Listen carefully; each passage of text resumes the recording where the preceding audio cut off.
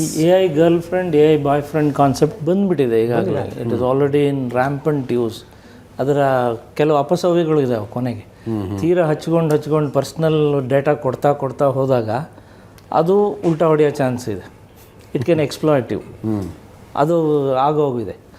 ಯಾರೋ ಒಬ್ಬ ಹೀಗೆ ಗೀಳಿಗೆ ಬಿದ್ದುಬಿಡ್ತಾನೆ, ಸಾಂತ್ವನ ಕೇಳ್ತಾ ಹೇಳ್ಕೊತಾನೆ, ನಾನು ಏಕಾಂಗಿ, ನನಗೆ ಮೊದಲು ಸಮಾಧಾನ ಕೊಡ್ತಾ ಇರುತ್ತೆ. ಆಮೇಲೆ ಸ್ವಲ್ಪ ಅವನಿಗೆ ಆಸಕ್ತಿ ಹುಟ್ಟಾಗ ನನಗೆ ಕೆಲವು ಸುಂದರವಾದ ಚಿತ್ರಗಳನ್ನು ಕೊಡುವಂತ ಕೊಡುತ್ತೆ.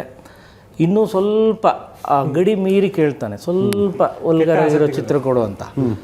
ಎಂಥ ಚಿತ್ರ ಕೊಡುತ್ತೆ ಅಂದರೆ, ಇವನ ಆಫೀಸಿನ ಕೆಲಸ ಮಾಡುವ ಹೆಣ್ಣುಮಕ್ಕಳೆಲ್ಲ ಇವನ ಜೊತೆಗೆ ಬೇರೆ ಬೇರೆ ಭಂಗಿಯಲ್ಲಿ ಬಟ್ಟೆ ಇಲ್ಲದ ಚಿತ್ರಗಳನ್ನು ಕೊಡುತ್ತೆ.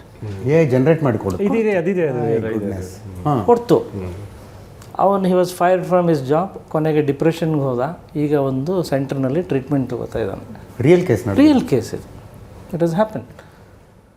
ಸೊ ನಿಮ್ಮ ಮನೆಯ ಅಲೆಕ್ಸಾ ಏನಿದೆಯಲ್ಲ, sing a song of doctor Rajkumar ಅಂತ ಹೇಳಿ ನಿಲ್ಲಿಸ್ಬೇಕು ಹೊರತು ಬೇರೆ ಪ್ರಶ್ನೆಗಳನ್ನು ಅದಕ್ಕೆ ಕೇಳಬಾರ್ದು.